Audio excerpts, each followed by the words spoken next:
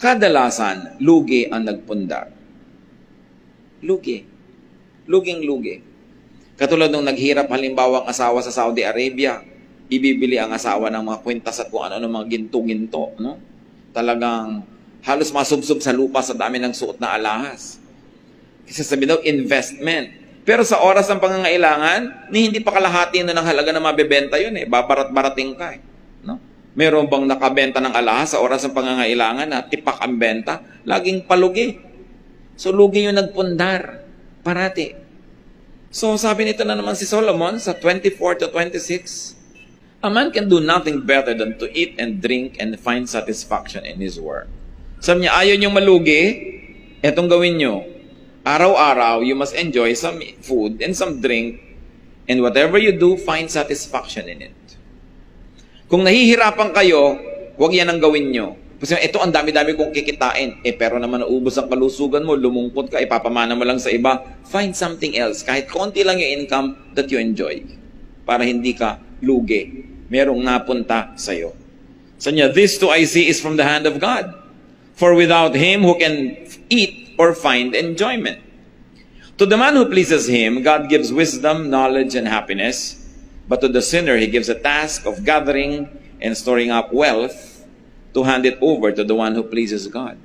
This too is meaningless. A chasing after the wind. Sabi, isa pa tong hiwaga, hindi mo maintindihan. Merong mga taong bigla-bigla na lang silang dinadapuan ng kayamanan at mga magagandang kapalaran. Meron namang hirap na hirap, pero wala pa rin mangyari sa buhay nila. Hindi ko man naghihirap kami ang mangyayari. Hindi ka naghihirap, walang mangyayari. So, yung ganon. Hindi mo maintindihan ng formula. Pero para na lang kayo wag malugi, wag niyong kakalimutan to enjoy the little things in life. To eat, to drink, and to find satisfaction in your work. Mahirap gawin yan, lalo yung mga hirap na hirap magpundar, hindi na makakain halos yan, sumasala sa oras, hindi na makakaalasap ng ginhawa. Nakikita nyo halimbawa, kahit yung mga first generation, mga traders yan sa Binondo, hirap na hirap talaga ang sisipag. Doon lang sila nakatira sa entresuelo, doon sa ibabaw lang ng tindahan nila. Doon na umiikot ang buong mundo nila. Pero after 20, 30 years, biglang lilipat sila sa Dasmariñas Village. No? Pagkatapos ng sinong sobrang nag-enjoy no na? Mga anak, mga manugang, at mamaya mga apo na. Usually, yung first generation, konting-konti ang na-enjoy. So itong tinutukoy ni Solomon. Sabi ganoon, dapat kung nagtatrabaho ka, nagpupundar ka, huwag mong kakalimutan yung sarili mo, mag-enjoy ka rin. At symbol lang yung eat, drink, and find satisfaction.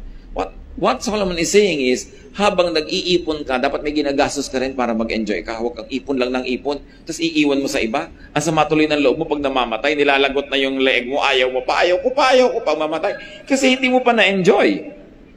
Sabi, kailangan mag-enjoy ka. Kahit na konti lang yung nasisave mo, malay mo kung gano'ng kahaba ang magiging buhay mo, sinave mo lahat. Kaya kumisa nga, sa laki ng savings mo, kaya tinutulak ka na sa bangin ng mga tagapagmana, nang madali-dali ang pagmana nila. Sabi, don't forget yourself. You know, kumisan isipin na iba, godly ba ang teaching na yan? Kasi laging gino-glorify ng religion, magdusa ka para sa iba, magdusa ka. That's why Solomon is there to give balance, sometimes to our very imbalanced sense of religiosity. Hindi ka nilikha ng Diyos para isakripisyo ka lang para sa iba. Bagamat, maraming magagandang sakripisyong nakakabuti sa iba, pero kailangan minamahal mo din na yung sarili. Ano sabi ng Panginoong Jesus? Love others as you love yourself. Hindi naman sinabi niyang don't love yourself eh. So go on, love yourself, but don't forget to love others as you love yourself. Sige, mahalin mo todo ang sarili mo, mahalin mo din yung iba. Pero hindi yan sasabihin, huwag mong mamahalin ang sarili mo at iba na lang mahalin mo. Kahit kailan, walang ganun turo. Tinuturo lang yun minsan ng mga relihiyoso dahil sobrang nga natin ginaglamorize ang paghihirap eh. Sobrang natin pinupuri yung nagdurusa. Pero walang ganun sa Bible. At pag nakinig tayo kay Solomon, sabi niya, enjoy every day. Consume what you produce, save a little for tomorrow. Sabi pa nga ni Jesus let tomorrow worry for itself. Sabi niya, let the day's own trouble be sufficient for the day. Tomorrow will take care of itself. Mas extreme pa nga si Jesus tungkol dyan Sabi niya, nandun pa rin ang Diyos bukas. Magtatrabaho ka ulit, magkakaroon ka na naman. Pero hindi naman masama mag-ipon ng konti, pero wag yung wala ka nang na-enjoy ngayon, inipon mo na lang lahat. Because that is not the way to live.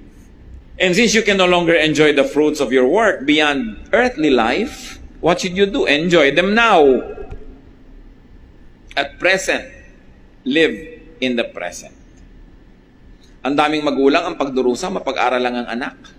No? Hindi na kumakain na masarap. Mga magulang sa probinsya, buong semestre, nagdidildil sa asin. Uuwi ang anak pag semestral break, kukunin lahat yung inipon nila. Tapos text and text. Gusto pa ang mga cellphone, mga mahal. Tapos gimmick ng gimmick ang pagdurusa ng mga magulang. Pwede mong gawin yan.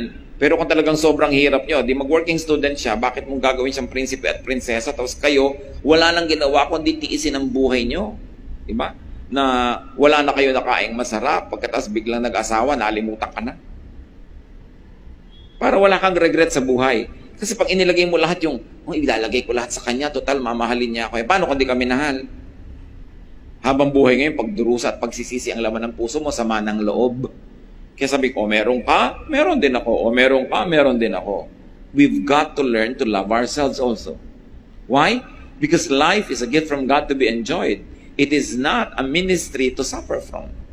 While yes, there are worthwhile ministers in life, but you were not created by God just for ministry.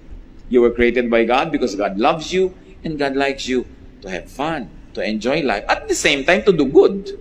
Balance. Hindi one way.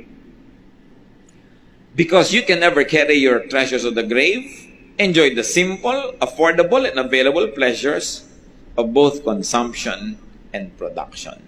And this is where Solomon is very profound. Iniisip ng marami ang enjoyment sa consumption lang. Di bali, magtrabaho tayo na magtrabaho, mahirapan tayo na mahirapan. Sa weekend naman, may day off tayo at mag-enjoy tayo. Hindi yan ang tinuturo ni Solomon. Ang tinuturo niya, paski yung Monday to Friday na nagtatrabaho ka, dapat enjoyin mo yan. Kasi, yung Monday to Friday last week, hindi na babalik ever. Kahit mag-enjoy ka sa Saturday and Sunday, yung Monday to Friday mo na hindi ka enjoy, nalugi ka na rin.